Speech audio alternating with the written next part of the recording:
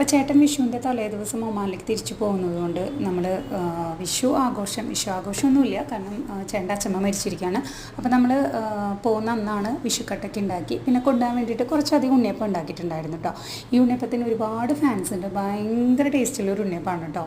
ചേട്ടൻ്റെ അമ്മ ആര് പോകുന്നുണ്ടെങ്കിലും ഈ ഉണ്ണിയപ്പം കൊടുത്തു വിടും. ഭയങ്കര ഫാൻസാണ് ഈ ഉണ്ണിയപ്പത്തിന്, ഭയങ്കര ടേസ്റ്റാണ്. ഇങ്ങനെ ചൂടോടൊക്കെ കടിക്കുമ്പോണ്ടല്ലോ ഭയങ്കര ക്രിസ്പിയാണ്. ഇത് കുറേ ഇൻഗ്രീഡിയൻസ് വെച്ചിട്ടൊന്നുമല്ല, കുറച്ച് ഇൻഗ്രീഡിയൻസ് വെച്ചിട്ട് കുറച്ച് നേരം മാവ് കലക്കി വെച്ചിട്ട് ഉണ്ടാക്കുന്ന ഉണ്ണിയപ്പമാണ് കേട്ടോ. നല്ല ടേസ്റ്റാണ്. അങ്ങനെ നമ്മൾ ഒരു 10 മണിയൊക്കെ ആകുമ്പോഴേക്കും എയർപോർട്ടിൽ റിപ്പോർട്ട് ചെയ്യുന്നത് കൊണ്ട് നമ്മൾ നേരത്തെ ഇറങ്ങി നമ്മളൊരു റെസ്റ്റോറൻറ്റിൽ കയറി ഫുഡൊക്കെ കഴിച്ച് നമ്മൾ നേരെ എയർപോർട്ടിലേക്ക് എത്തി. പിന്നെ അവിടെ നിന്ന് കുറച്ച് ഫോട്ടോസൊക്കെ എടുത്ത് ചേട്ടൻ അതിൻ്റെ ഉള്ളിൽ പോയതിന് ശേഷം നമ്മൾ കുറച്ച് നേരം കൂടെ വെയിറ്റ് ചെയ്തു. കാരണം ബോർഡിംഗ് പാസ് കിട്ടിയതിന് ശേഷം നമുക്ക് തിരിച്ചു പോവാം എന്ന് വിചാരിച്ചിട്ട് അങ്ങനെ കുറച്ചധികം നേരം നമ്മളവിടെ ഇരുന്നു. ആൾക്ക് പോകുന്നതിൻ്റെ ഭയങ്കര വിഷമമുണ്ട് കേട്ടോ. അങ്ങനെ നമ്മൾ വീടെത്തിയത് 2 മണിയൊക്കെ ആയപ്പോഴാണ് വീടെത്തിക്കഴിഞ്ഞപ്പോൾ ഈ പറഞ്ഞതുപോലെ നമുക്ക് വിഷു അങ്ങനെ വല്ലാതെ ആഘോഷമൊന്നുമില്ല.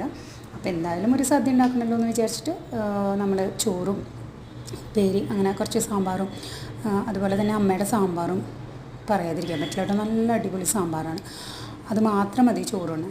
അപ്പോൾ അതൊക്കെ നമ്മൾ കഴിച്ച് ഉച്ചയ്ക്കായപ്പോൾ കുറച്ച് നേരം ഒന്ന് കിടന്നുറങ്ങി റെസ്റ്റൊക്കെ എടുത്ത് പിന്നെ അവിടെ നിന്ന് കുറച്ച് നേരം കഴിഞ്ഞ് എണീറ്റപ്പോൾ എനിക്ക് വേറൊരു സാധനം എൻ്റെ കയ്യിൽ കിട്ടിയിട്ടോ.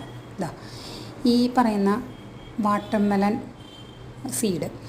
ഇത് പൊട്ടിച്ച് നോക്കിയപ്പോൾ ഞാൻ വിചാരിച്ചു സാധാരണ ഈ സീഡ് ഇരിക്കുക ഈ വാട്ടർമെലൻ്റെ ബ്ലാക്ക് കളറിലാണല്ലോ, ഇതെന്താണ് ഇങ്ങനെ വൈറ്റിൽ നിന്നാണ് കേട്ടോ ഞാൻ നോക്കുന്നത്.